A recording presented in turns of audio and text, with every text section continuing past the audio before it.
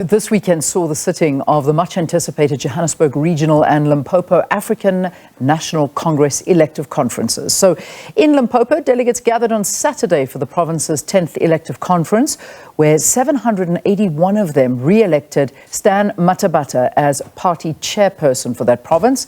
And the Johannesburg Regional Conference also finally started following 2 postponements this year.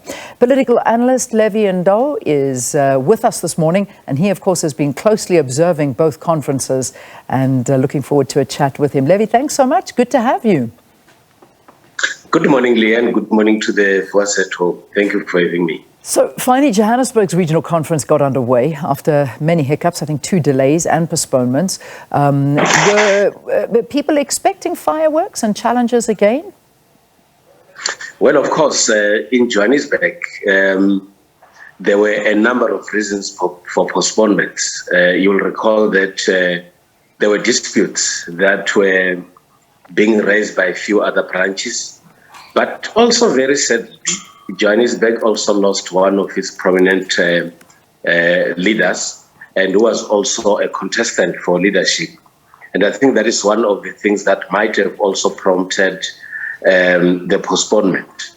But the events in Johannesburg are closely related to the events at Ekurhuleni, because they were also characterized by tense contestation. And at the same time, some of the branches were quite not happy with how things were actually run. But finally, they actually had to go to conference and elected their own leadership. Let's hope that the events that happened at Ekurhuleni might have also provided a lesson for the leadership of the ANC on how they should prepare their conferences and actually do things much better. Yeah. I mean, the step aside him seemed to dominate discussions. Why this? It should dominate discussions, Leanne, because it appears as if even though the ANC has adopted a resolution and step aside, there were a number of other areas that were not properly clarified. And similarly, some within the party had to identify the holes in the resolution and took advantage of that in order to contest elections. Hence, we have seen Mandla Msibi contesting in Mpumalanga and Zandile Gumede's contestation in eThekwini, having raised serious areas of concern. And others were saying that it appears as if there are a number of loopholes that have not been closed by the ANC. But equally so, you also have a situation where Limpopo also raised this issue to say that it appears as if the step-aside rule is being implemented selectively, which actually then leaves other members of the ANC feeling aggrieved and being unfairly treated because of the implementation of this resolution. But I think the ANC has a good opportunity now to go and relook at the resolutions that they have taken now that they are going to the policy and elective conference towards the end of this year, so that they are able to relook at these resolutions where they can be able to make amendments. They have an opportunity to do so. Where they have to do away with some of the resolutions and policies, they still have to do so. But whatever they do, in my view, they have to do that bearing in mind that their own party is seriously tainted, and equally so they need to rebuild a strong and united party. So in whatever resolutions that they come up with, they should bear in mind that equally the party has to be strong, and also the image of the party has to look very, very good in the public eye. Well, I mean, indeed, that was the sort of hymn book that Gauteng's ANC chairperson, David Makudo, was singing from, basically urging party members to beef up service delivery in order to strengthen their position, especially in Johannesburg. You know, obviously, a lot needs to be done in the ANC in Johannesburg. I mean, we see what's going on here when it comes to the division of power, and certainly a very difficult time for the ANC in this particular region. But, you know, is this what's needed? Oh, I imagine there's a lot more that needs to happen for the ANC to regain that top leadership position there. A lot has to be done for the ANC to regain its status and position in society. The biggest challenge that the ANC faces is that even though they know that they are gradually losing support, they don't necessarily, in my view, have to point a finger outside the party. The challenges that are created in the ANC are actually being created within the ANC. And this is the very same party that must address these challenges. For an example, the ANC members and leadership are too much entrenched into factionalism to an extent that they are even unable to support each other during elections. That is why you hear members of the ANC saying that some of their traditional voters during the local government elections did not go out and vote because they might have seen that some of the contestants are not the ones that they favored, which is also influenced by factionalism. Another challenge in the ANC is that members of the ANC, especially those who have ambitions for political office, appear to be bogged or too concentrated on leadership positions and trying to have certain individuals surrounding them so that they continuously occupy positions of authority. Equally so, when the ANC is busy with all these matters that are internal, which they can be able to address, service delivery, which is their main responsibility, end up suffering. And that's become a very, very huge challenge. Equally, Leanne, the ANC has to focus on service delivery by also ensuring that people that are employed or given responsibilities to deliver services have got skills and properly qualified to be able to do so. We have had many instances where there are a lot of people employed in positions of responsibility without proper qualifications and skills. And that obviously compromises service delivery. And that is an area that if the ANC still want to be trusted, they need to relook at it and ensure that they do things better. Yeah. All right, let's go to Limpopo now, because this also brings up quite interesting conversations about what you're talking about, the factionalism and the internal battle inside the ANC. And then we'll talk about what the president had to say as well, because he was there in attendance when Stan Mathabatha comfortably re-elected as party chairperson for the Limpopo province. So again, you know, and of course, Mathabatha also basically weighing in, saying, you know, still firmly behind Ramaphosa and the Limpopo province behind him. What are your views on all of this? So let's get the talk of the chairperson being elected for a third term there. Well, I think it was expected for Mathabatha to be re-elected as the chairperson of the ANC in Limpopo. Mathabatha has been able to bring together different groupings in Limpopo under the one umbrella of unity. Mathabatha has got sufficient support in the different regions of the ANC in Limpopo. Hence, if you look at the numbers, the margin that he won, it's quite a huge one. And that indicates clearly that Mathabatha still has sufficient support in Limpopo. But you also need to recall, Leanne, that when Mathabatha took over the responsibility of being the premier in Limpopo, Limpopo was under a very difficult situation. 5 state provincial departments were under administration. there was a rampant loot of financial resources in Limpopo. Some of the departments could not get unqualified audits because of poor management systems. He has put an emphasis on ensuring that different departments do their job better and ensuring that processes that are established, systems and regulations are actually being followed. In his speech, when he was opening the conference, he spoke about the successes of his administration, both at provincial and at local government, even though there are some other challenges that he has actually identified. But one would say Mathabatha in Limpopo came in to save the province politically and administratively. And that is why he still has the kind of support that we've actually observed even now.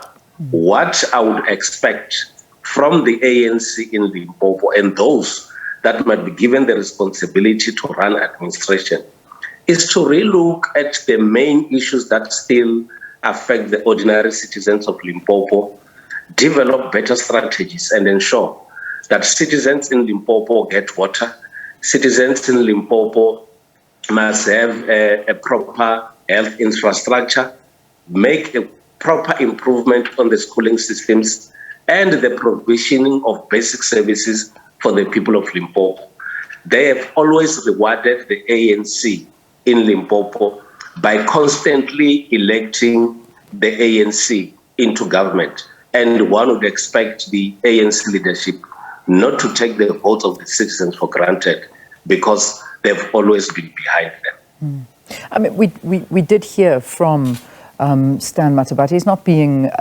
He's not being silent about the fact that, you know, he is eyeing a top position within ANC structures. I mean, this is something he's vocal about, and he's got much bigger ambitions for himself and his career. But there are major challenges facing Limpopo. I mean, we just have to look at the likes of the VBS saga that's still lingering there, and you know, that's something that haunts some of the politicians as well.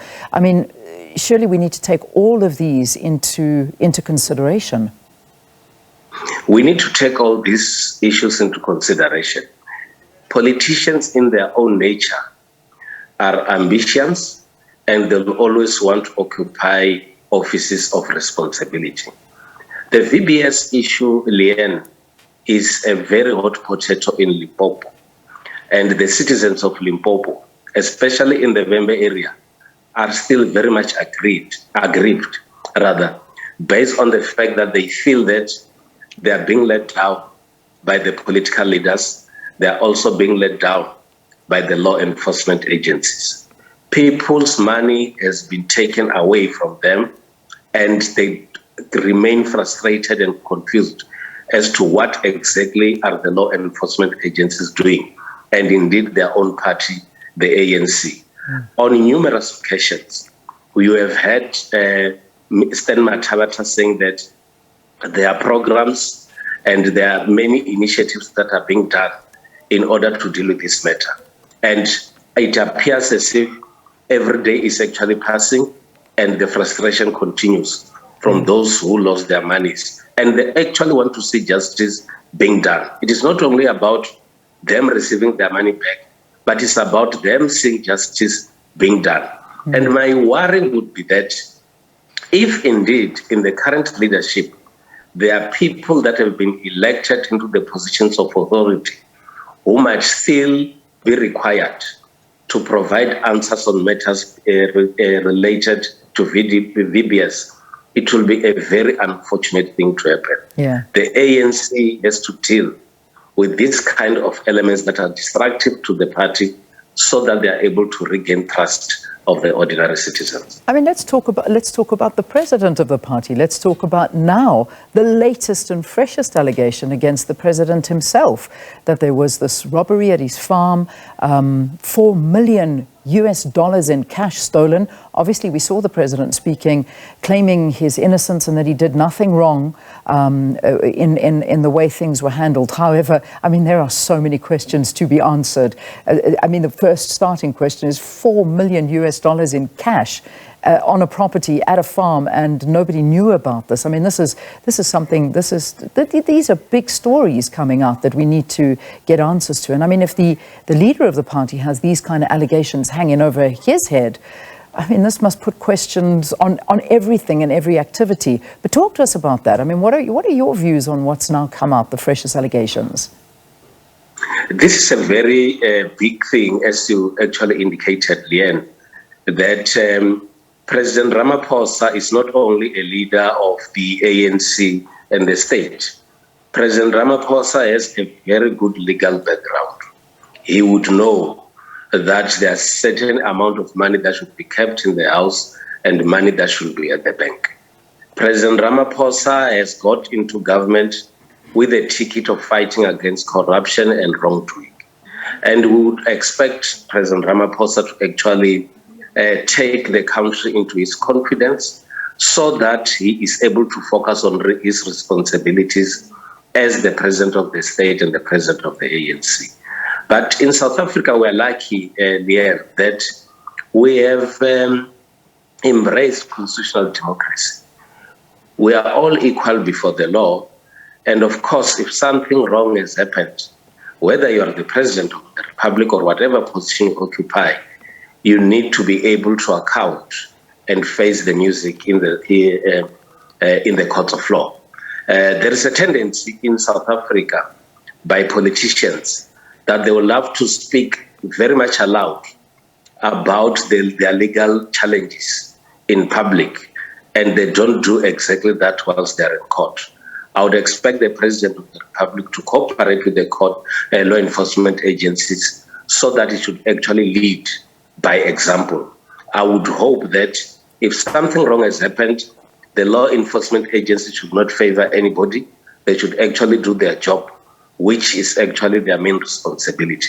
But equally, Ramaphosa must also be given a fair chance to answer for himself so that we should actually, at the end of the day, know exactly what has happened as the South African nation. Certainly, and I mean, this is one that a lot of South Africans need to have answers to. I mean, we've got criminal cases that have now been laid against our own president. We've got the fact that this has not been denied, that this incident did in fact happen, but you know, there are a lot of questions that need to be answered to it. The trail of money, how can that much money be held by a citizen? Why was it not reported to the correct people? Why did it take 2 years for us to find out about this? I mean, there are just so many questions right now at a very, very integral time, because, I mean, this, at the end of the day, what we're seeing happening with all of these conferences is the fact that the president wants to go for a second term and be re-elected. Where does this leave him in that? I mean, could this make him very, very vulnerable if the correct answers are not given? Let's go back to that step aside. If this is hanging against him, where does it leave the president? Of course, I think one biggest question that most people are raising, and of course those that are supporting Ramaphosa, is that why now is this matter being raised? And they're looking at the timing. And, you know, it always happens in the build-up towards conferences in the ANC that you're going to get this kind of allegations and counter-allegations. And this is not going to be the last one. We're still going to have a number of cases and issues coming towards members of the ANC. And maybe one would say, if something has not happened to one of those that are having ambitions to occupy high office, it is time to live life very carefully and not be very haphazard with what they actually do. We've got other developing stories of what happened in KwaZulu-Natal with the premier about assault cases. So these are some of the issues that we're going to have as we move towards the build-up towards the national conference. But what might be the biggest possibility is that if the president of the republic is charged on these matters, the resolution of the ANC has to stand. Limpopo says it should not be implemented selectively.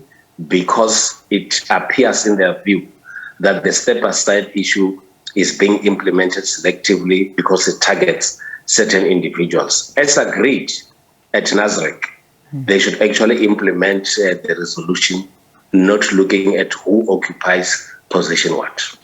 All right, Levy, we leave it there. Thanks for talking to us.